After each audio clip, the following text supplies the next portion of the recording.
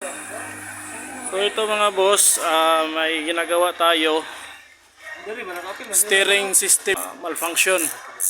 No communication sa steering or steering control module. Tapos yon, binubuksan natin yung module niya. Ayan oh, may tubig sa loob oh. So susubukan nating i-repair niya.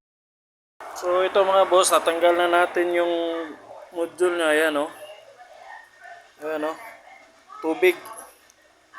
Napasukan to ng tubig. Subukan natin kung makakaya itong i-repair yan. No?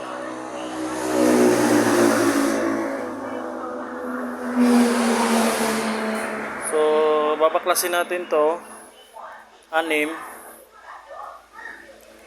saka ito. So ito mga boss, nakita na natin yung problema mga boss. Ito yung pinaka ground niya, kinain ng kalawang, wala na, naputol. So hinangin natin to, tapos balik natin, malalaman natin mamaya. Nalinis na po natin yung mga parts. Yan.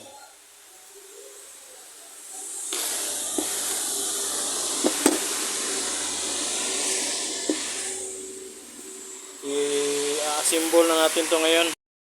So ito mga boss, naikabit na natin yung steering, power steering control module. I-check natin, tara.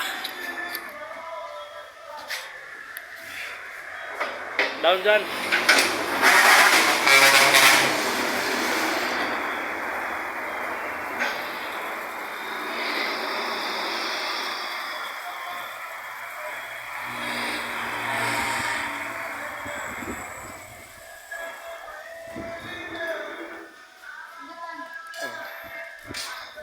So yan, kabit na rin yung battery.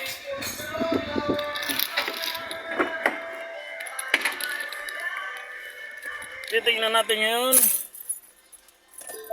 Ignition on. Ayun, nawala na yung ilaw. So wala na rin yung mga message na sa steering. So start natin. Ayun, kahusay.